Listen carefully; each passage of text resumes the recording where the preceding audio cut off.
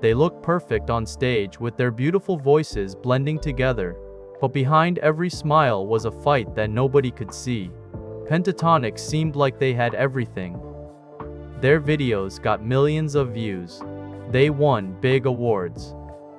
They performed in sold-out shows everywhere in the world. But what most people didn't know was that all this success came with a heavy cost that almost broke them apart. This is the true story of 5 friends who changed music forever, and what they had to give up to stay together. Some of them couldn't handle it anymore, and what happened next made millions of fans cry. Everything started in a normal high school in Texas. 3 teenagers who felt like outsiders found each other through singing. Scott Hoying was the dreamer, the guy who always had big plans and wasn't afraid to try them. Kirsten Maldonado had a voice that was warm and clear and strong. And Mitch Grassi could hit notes that seemed impossible, doing things with his voice that most people couldn't believe. When these 3 sang together, something magical happened. It wasn't just 3 people singing anymore. It became something special that made everyone stop and pay attention. School wasn't easy for them. They were the artsy kids, the ones who were different and didn't fit in with the popular crowd. But when they sang together in empty rooms or in the hallways between classes, all their problems disappeared. Music became their safe place and their home. They once entered a contest on the radio to meet famous TV stars by singing a Lady Gaga song. They didn't win the contest, but that didn't matter. What mattered was that people listened to them. People liked what they heard. And for the first time, these 3 friends thought that maybe they could actually make this their life.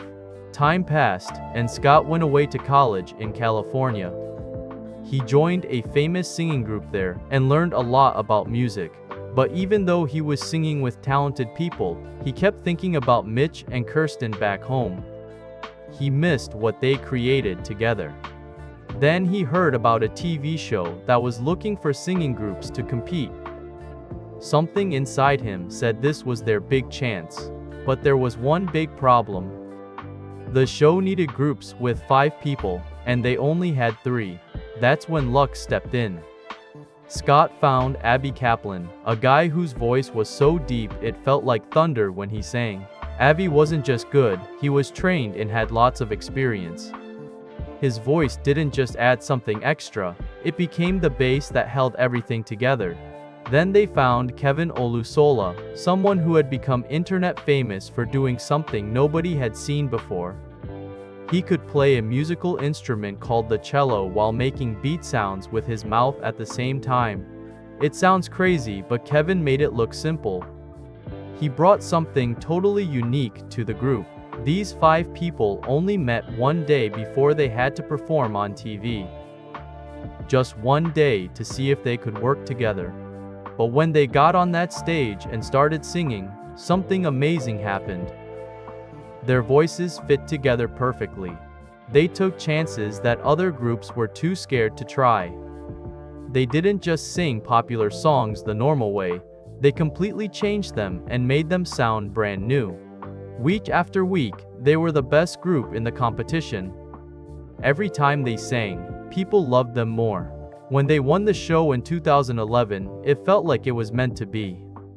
But winning didn't make everything easy like they thought it would. The music business didn't understand what to do with a group that only sang without instruments. Big record companies couldn't figure out how to make money from them. Just a few months after signing with a huge music company called Epic Records, Pentatonix was dropped. They were told the company didn't want them anymore. Most groups would have quit right there. The rejection hurt badly, but these 5 friends weren't ready to give up. If regular music companies didn't want them, they would find their own way. They started using YouTube. From a tiny apartment in Los Angeles, they began recording videos with just a camera and their voices. They didn't have expensive equipment or lots of money. What they had was talent, hard work, and songs that were so good people couldn't ignore them. Their video of a popular song called "Somebody That I Used to Know" became huge. Then another video went viral. Millions of people watched. Then tens of millions. Then hundreds of millions. Their channel grew faster than anyone expected. They had done something incredible by building a huge fan base completely on their own without any help from big music companies. Their fans gave themselves a special name, Pentatonix, and they weren't just regular fans. They were crazy about the group, passionate and loyal. But all this amazing success brought a new kind of stress that none of them had felt before. When millions of people are watching everything you do, the pressure becomes huge. Every new video had to be better than the one before. Every show had to be perfect. Every song had to be more creative. Being perfect wasn't just something to aim for anymore. It became the basic requirement just to keep fans happy. The amount of work became crazy. They were always making new videos, always traveling for shows, always practicing. There was no time to rest, no time to relax, no time to just live normal lives. To everyone watching, Pentatonix looked unstoppable. Their smiles never disappeared. Their singing never had mistakes. They seemed like best friends who never fought. But behind the cameras, each member was dealing with problems that nobody could see. Scott felt like he had to keep everything together. As the main leader, he carried the stress of making big decisions, talking to fans, and keeping the group popular. Every choice felt huge and important. Kirsten had a hard time being the only girl in the group. People judged her differently than they judged the guys. She constantly felt like she had to prove she was good enough to be there, even though everyone could hear how talented she was. Mitch was brilliant and creative, but being in the spotlight all the time wasn't always comfortable. He was trying to figure out who he really was, while millions of people watched, and that kind of pressure can really mess with your mind. Kevin was calm and steady, the person who kept everything balanced. But he was always away from his family and trying to balance his religious beliefs with what fame demanded from him. And then there was Avi. On the outside, Avi seemed like the most stable person in the group. His voice was their foundation, deep and strong and solid. But inside, Avi was struggling badly. Avi never wanted to be famous. He loved singing, but he hated everything else that came with being a star. The constant traveling wore him out. The endless shows drained all his energy. The noise and lights and pressure made him feel lost and disconnected from who he really was. Avi needed quiet places, needed to be in nature, needed simple things to feel happy. But life in Pentatonix was the exact opposite of all that. Every tour meant being away from home for months.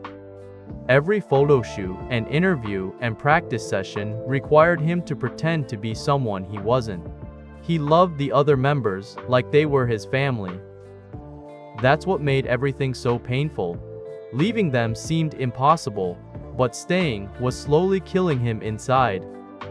Fans started noticing that Avi looked quieter than before, more tired, less energetic, but they didn't understand how bad things really were. Even the other people in Pentatonix didn't fully see what was happening until it was too late to fix. In 2017, Avi made the hardest choice of his entire life. He recorded a video to tell everyone that he was leaving Pentatonix. His voice was shaking as he talked. You could see the sadness in his face. He didn't blame anyone. He didn't cause drama or say mean things. He just told the truth about how this lifestyle was destroying him. He talked about missing his family, about needing to make music that felt real to him, about how much he loved the group but couldn't keep living this way. There was no scandal, no big fight, no anger. Just pure heartbreak. When fans watched that video, millions of them broke down crying. Avi wasn't just a member of the group to them. He was the heart and soul, the person who made everything feel complete and real. Social media exploded with sadness and confusion. How could Pentatonix keep going without Avi? for so many fans, it felt like the end of everything they loved. The other four members were heartbroken too. They understood why Avi had to leave, but that didn't make the pain any less. They also had to figure out an impossible question. Could they continue being Pentatonix without one of the people who started it all? They decided to try, but they knew they couldn't just find someone to replace Avi. Nobody could ever be another Avi Kaplan. They found Matt Saleh, a talented singer with a nice personality and humble attitude. On paper, he seemed perfect for the group, but emotionally, everything was complicated. Matt was joining a group where fans were still sad and grieving. He had to sing the same parts that Avi used to sing while knowing that millions of people were comparing him to someone they loved deeply. The pressure was enormous, but Matt handled it really well. He didn't try to copy Avi or be exactly like him. He respected what Avi had done while being himself and bringing his own style to the music. Slowly, over time, he won over the fans and they started to love him too. Pentatonix kept touring and making albums with Matt. Their singing was still beautiful. They were still successful, but something deep inside had changed forever. Avi leaving showed fans something they hadn't fully understood before. Even the most talented and successful artists are normal human beings with limits, with breaking points, with dreams that don't always match what being famous requires from them. After leaving, Avi started making the kind of music his heart needed. His solo work was calm and nature-inspired, filled with spiritual feelings and honest emotions. It was completely different from Pentatonix, and that was exactly what he needed. Avi's voice belonged wherever he wanted it to be, and fans who truly cared about him started to understand that him leaving wasn't giving up on them. It was saving himself. When the pandemic happened in 2020, everything stopped completely. For the first time in years, the members of Pentatonix had to slow down. That sudden stillness brought up feelings and fears they had pushed down for years. Scott faced his worries and mental health struggles head-on. He realized how much stress he had been carrying and how exhausted he really felt. In 2023, he got married to his partner Mark, a happy moment that helped him understand what really mattered in life. Mitch used the pandemic time to explore a darker, more experimental side of his art through solo music. The songs were personal and bold, letting him show parts of himself he had kept hidden before. It was freeing, but also an emotional journey that made him open up in new ways. Kirsten finally had space to breathe and take back parts of herself she had given up for years. She started talking openly about the special pressures of being a woman in music and the emotional weight she often carried.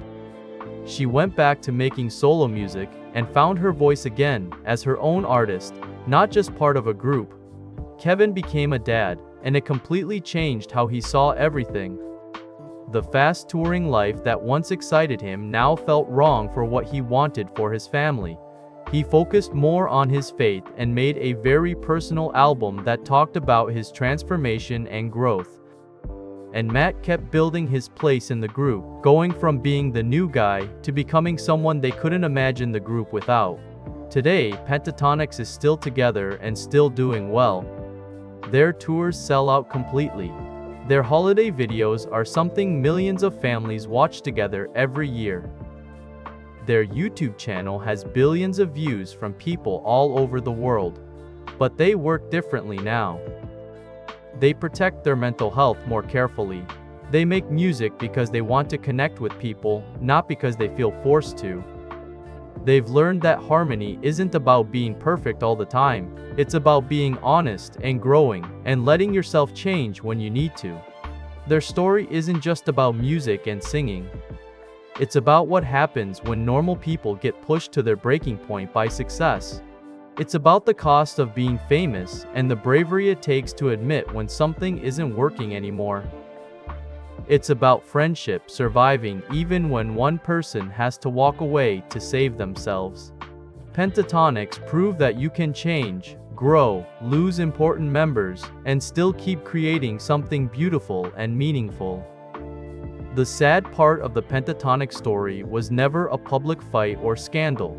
The sad part was the silent pain behind the smiles, the exhaustion hidden behind perfect shows, the personal battles that nobody talked about until someone finally couldn't take it anymore. But their story is also about winning, about refusing to quit even when things get harder than you ever imagined they could be. They showed that real strength isn't pretending everything is fine, it's admitting when you're struggling and finding ways to keep going anyway. Hit that subscribe button if their story moved you, because there's still more to come from this incredible group.